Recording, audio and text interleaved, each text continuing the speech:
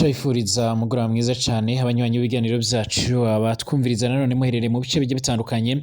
twongeye kubaramutsa ndetse no kubaha ikaze cyane by'umwihariko abatwumviriza muherereye ijya nino ku isi twongeye kugaruka rero mu idonido ry'amakuru akomeye cyane akomeje kugenda aratangazwa muri uno mwanya aho tugiye kurebera hamwe byinshi bikomeje kugenda biravugwa mu mutekano, politike, diplomasi ndetse n'ibindi bigiye bitandukanye. Tugaruka kandi ku makuru akomeye cyane abaravugwa nga mu gihugu cacu c'u Burundi ndetse no mu karere k'ibiyaga binini cyane. Turi mu mugoroba wo kuri uyu wa kane turi kwigenekerezo turi kwigenekerezo ya 19 ukwezi n'ukw'icyenda umwaka wa 2024 turabahaye ikaze mwese aho mutwumviriza muherereye. Dore ingingo nkuru rero turaza kugenda tugarukaho muri rusange mu gihe abaherereye mu ntara ya Cibitoke ndetse no mu bindi bice bigiye bitandukanye nga mu gihugu c'u Burundi bakomeje kugenda barotsa igitutu leta y'igihugu c'u Burundi nyine nga mu gihugu cacu, by'umwihariko abo muri Cibitoke bakaba bakomeje kugenda barasaba by'umwihariko igihugu c'u Burundi abayobozi bagiye batandukanye ndetse n'inzego z'umutekano n'abarongoye igihugu mu buryo bugiye butandukanye bakaba bakomeje kugenda barabasaba yuko by'umwihariko ibigendanye no kugururwa kw'imipaka ibahuza n'igihugu cicibanyi cy'u Rwanda yo kugururwa, ariko kandi gushika none inzego z'umutekano cane bivuga ko zoba zarahawe inshingano zo kurindera ndetse no gucungerera iyi mipaka zikaba zaje kugenda by'umwihariko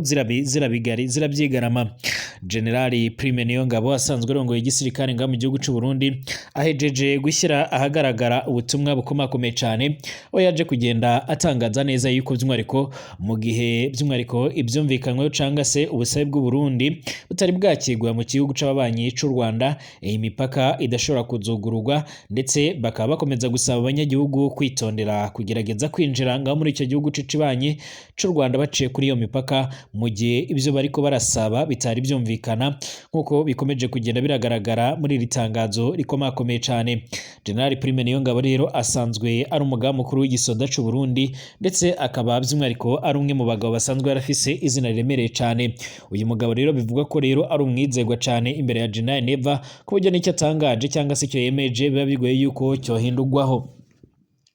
Uyu mugabo kandi bivuga ko rero ari umwe mu bakomeza kugenda baratanga amategeko yuko abasoda bakomeza kugenda bariyongera ku mipaka ibahuza n'igihugu cicibanyi c'u Rwanda. Bivuga ko rero hari bamwe mu barundi bakomeza kugenda baragerageza kwinjira muri icyo gihugu cicibanyi nyine cy'u Rwanda, nyamara byarahagaritswe ndetse bikaba bivuga ko rero hari bamwe bafungiwe muri kasho zigiye zitandukanye, ariko kandi abandi batari bakeya bakaba bakomeza kugenda bagaragaza neza yuko ari akamaramaza ndetse ibyo bintu bitari bikwiye. Ngaha kandi mu gihugu c'u Burundi hari amamiliyoni menshi cyane yamaze kugenda arashigwa ahagaragara yaje kugenda aratangwa n'igihugu c'Ubushinwa nk'uko bikomeza kugenda biratangazwa, aho iki gihugu c'Ubushinwa rero cyoba cyaramaze kugenda kiratanga aya mahera mu rwego rwo kugira ngo azifashishwe mu kubaka ibikorwa bimwe na bimwe bigiye bitandukanye, cyane ibisanzwe bikorerwamo amazu amwe n'amwe azaca arakorerwamo n'ubushikiranganji mu bw'imigenderanire burongowe na Albert Shingiro ndetse by'umwihariko n'ayandi mazu agiye atandukanye akorerwamwo amakungu nga muri kino gihugu cacu c'u Burundi. Turakomeza kandi turabera hamwe n'andi makuru akomeje kugenda haravugwa. Turaza kwerekeza muri Republika Iharanira Intwaro Rusange ya Kongo, turabera hamwe ibikomeje kugenda biravugwa. Turaza no kurabera hamwe kandi n'ibikomeje kugenda biravugwa hirya no hino ku isi, dore ko hakomeje kugenda biravugwa amakuru menshi.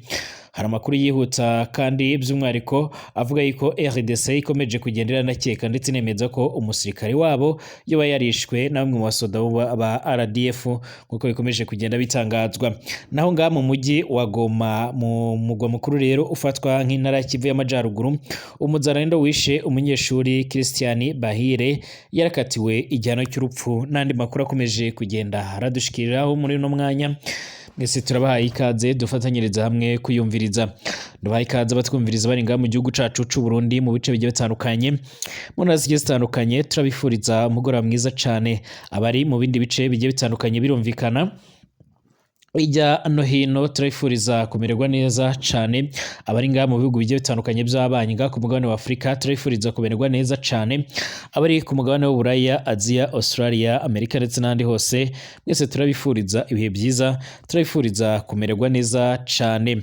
Niba ari ubwa mbere ushyize ngaha rero kuri ino mbonesha kure yacu nayo yanyu ya Burundi News TV, bisonda ko ahanditse sabone kugira ngo uce waronka amakuru n'ibiganiro byacu, ubundi utange igitekerezo ukandi like amakuru n'ibiganiro byacu unabisangize ku nshuti zawe muri rusange.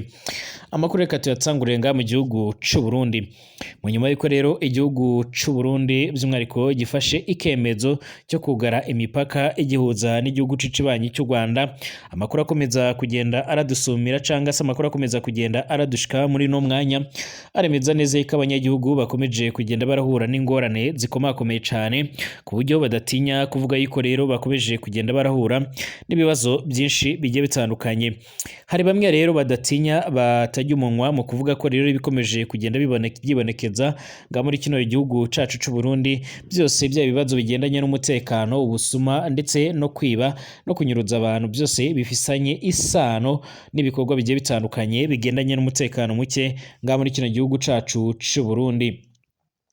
Amakuru yihuta rero adafise ivumbi na gatoya akomeza kugenda aradusumira, aravuga ko rero abanyagihugu bamwe bariye karungu bakaba bakomeje kugenda barasaba inzego z'umutekano na leta, cane cane inzego z'umutekano zisanzwe ziracungera nk'uko amakuru akomeza kugenda aradusumira, zisanzwe ziracungera imipaka igitandukanye ihuza igihugu cy'u Burundi n'igihugu cicibanyi cy'u Rwanda, yuko by'umwihariko bakwemererwa iyo mipaka ikuguruka bakaba bayifungura. Izamuka rikabije ry'ibiciro n'ubuzima buzimbye cyane cyane by'ibicuruzwa by'ibanze rero by'umwihariko riragaragara muri komine zose z'intara ya Cibitoke ni mu majyaruguru y'uburengerazuba y'uburengero bw'u Burundi. Kuva mu mezi aheze abanyagihugu bahangayikishijwe cyane n'ico kibazo kandi bararasaba leta kugishakira igisubizo. Ni mu gihe kandi guverineri wa Cibitoke yihanangirije abakwiza ibihuha nk'uko bikomeje kugenda biratangazwa, ariko kandi yongera no gutanga ubutumwa afatanyije by'umwihariko na General Prime Niyongabo ubwo bari bageze nga muri iyi ntara Cibitoke, bararabira hamwe rero uburyo ibikorwa byo gucungera iyi mipaka byakomeza kugenda biramera cyangwa se byakomeza kugenda by'umwihariko biratangazwa nk'uko amakuru akomeza kugenda aradusumira. Amakuru yihuta by'umwihariko adafise ivumbi na gatoya arerekana ndetse akagaragaza neza ko inzego z'umutekano zongeye kwihanangiriza abanyagihugu bagerageza gushaka kwinjira mu gihugu cicibanyi cy'u Rwanda. Nkuko muri komine esheshatu zo muri iyi ntara by'umwihariko nko muri komine zitandatu zo muri iyi ntara Cibitoke, nubwo haheze rero iminsi lisanse irimo kugenda iraboneka canga ibitoro, barahangayikishijwe cyane by'umwihariko n'ikibazo cy'itombagira ry'ibiciro by'ibicuruzwa byose uhereye ku bifungurwa. Ngo ukwezi kugiye guhera rero by'umwihariko ikiro cy'inyama z'inka rero kigura hagati y'ibihumbi y'amahera ashika ku bihumbi 16 ndetse n'ibihumbi 20 y'amarundi, by'umwihariko hafi ibihumbi 10 by'amahera y'u Rwanda, nk'uko iyi nkuru dukomeza kugenda turayikesha abamenyesha makuru bacu bageze muri kino gice. Ibindi biribwa rero ni nk'ibishimbo, umuceri, ikiro rero kiragura ibihumbi bishika ashika ku bihumbi 4,500 y'amarundi, mu gihe ikiro cy'ibirayi kiragura ashika ku bihumbi 2,800 mu gihe mbere byari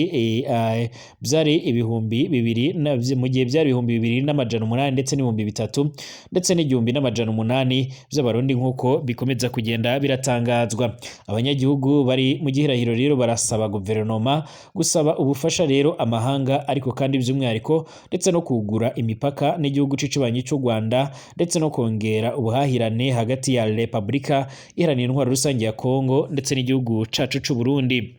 Benshi muri aba banyagihugu kandi bavuganye n'ibimenyesha makuru bigiye bitandukanye, abavuganye n'abamenyesha makuru bacu nga kuri Burundi News TV bavuga ko n'ubushobozi bwabo bwo guhaha bwagabanyutse cyane, bavuga ko rero ariko batakibasha kujya ku isoko, ahubwo rero bohisemo kujya rimwe ku munsi kugira ngo iminsi babashe kuraba yuko yo kwicuma. Guverineri Kareme rero Bizoza w'intara ya Cibitoke nubwo yemera ici kibazo agishinza rero abacuruzi bihagwa guhanika ibiciro, agahamagarira rero by'umwihariko abanyagihugu kubagaragariza rero bakoresheje nimero za telefone babahaye. Uyu muyobozi avuga ko kandi ivyo bikorwa bigamije gukoma mu nkokora rero umuhate w'ubuyobozi kandi akaburira abo biha rero guhanika ibiciro guha rero avuga ko rero by'umwihariko bazahabwa ibihano biremereye cyane hakurikijwe amategeko. Ni mu gihe kandi ibi byaje kugenda biratangazwa yari ari kumwe na General Prime Niyongabo ubwo by'umwihariko bari baje kugenda barasura ibikorwa bigiye bitandukanye bigendanye no gucungera imipaka imwe n'imwe igenda irahura by'umwihariko igenda irahura n'igihugu cicibanyi c'u Rwanda nk'uko bikomeje kugenda biratangazwa.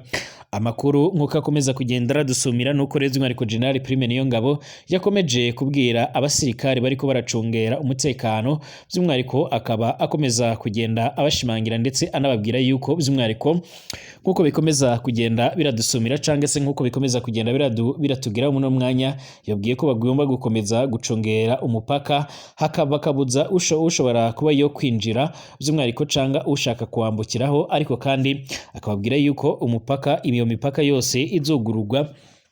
ndetse imigenderanire igasubira mu nyuma y'uko rero igihugu c'u Rwanda cy'ikibanyi coba cyaratanze inyisho ku bibazo by'umwihariko basanzwe barafisanye. Ni mu gihe igihugu c'u Burundi cyarakomeje kugenda kigaragaza ndetse kinerekana neza yuko by'umwihariko gihangayikishijwe no kuba igihugu c'u Rwanda gikomeje kugenda kirakorana na bamwe mu bagize uruhare mu kugerageza guhungabanya umutekano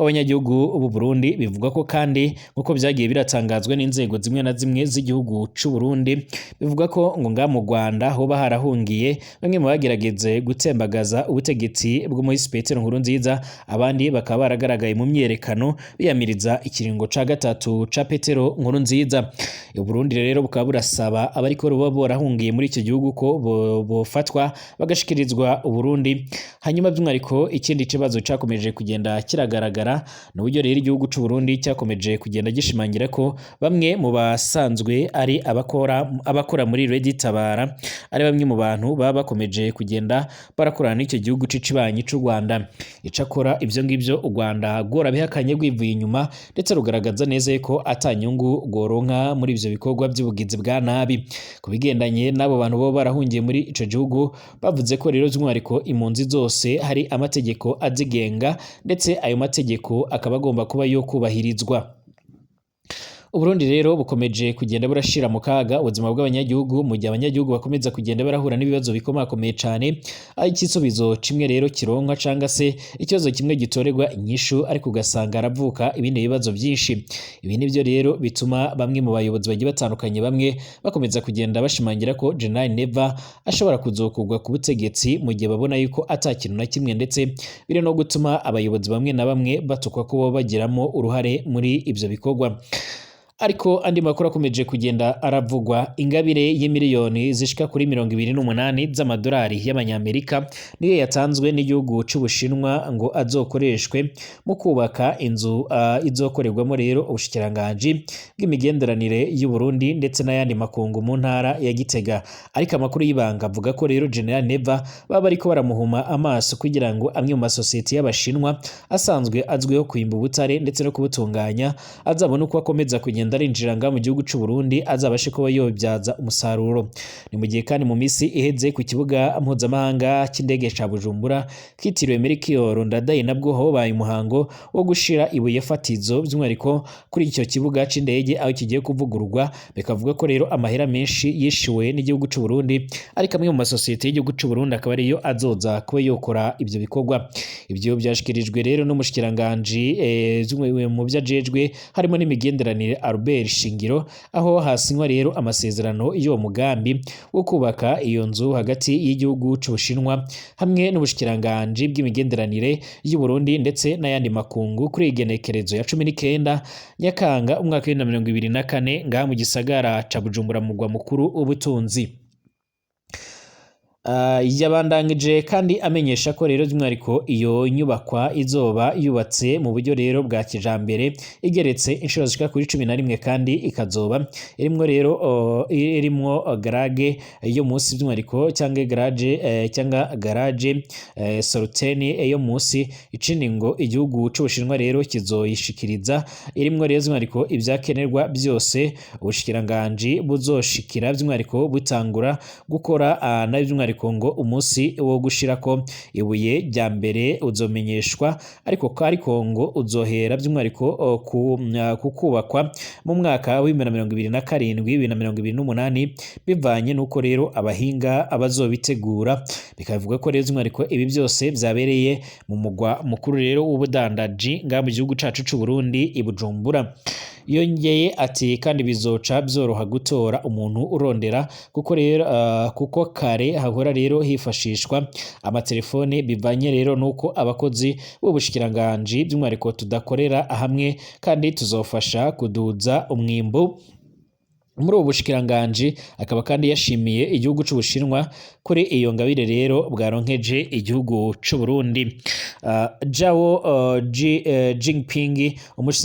umuserukiji w'Ubushinwa rero mu gihugu c'u Burundi yaramenyesheje ko integuro yo kubaka iyo nzu yatanguye rero mu mwaka wa 2020 nayo mu mwaka wa 2022 akaba ariho rero Burundi bwatomora ko rero ikibanza kiri Igitega ariho rero inyubakwa izubakwa mu kibanza kingana n'uburinganire bwa metero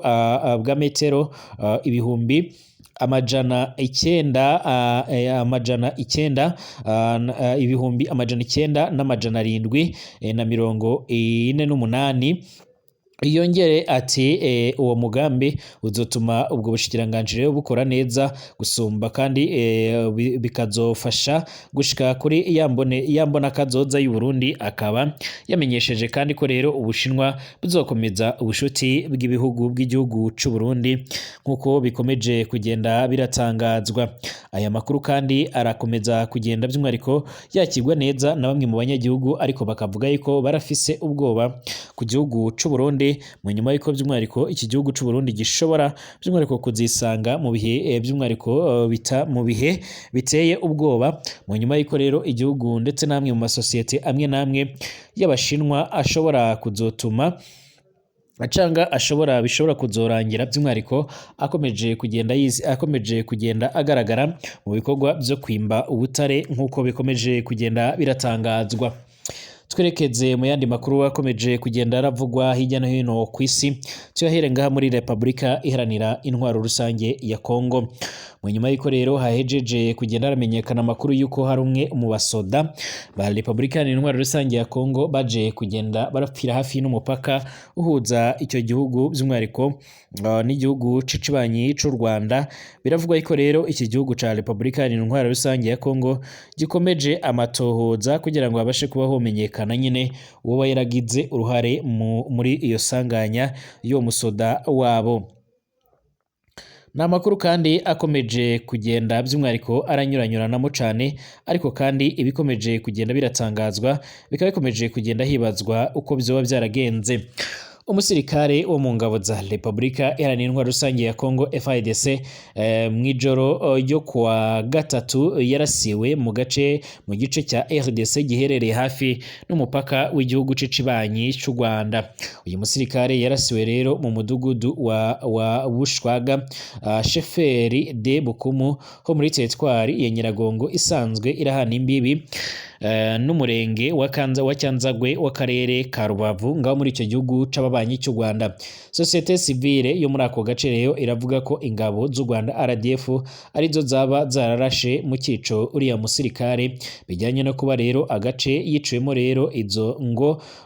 yiciwemo ngo zisanzwe zikunda rero kukambukiramo rero zijya guha umusada M23. Aya namwe mu makuru yagiye arashyirwa ahagaragara na Societe civile yo muri ako gace. umuvugizi wa FARDC muri Kivu y'Amajyaruguru Lieutenant Colonel Njigo Kayike Jerome yaratangaje ko bariko bagishaka ukuri rero mbere yo kugira icyo batangariza ibimenyesha makuru. Amakuru avuga ko rero intumbi yuriya musoda by'umwihariko yajyanywe mu buruhukiro bw'ibitaro bya gisirikare bya Katindo mu nyuma y'amasaha menshi rero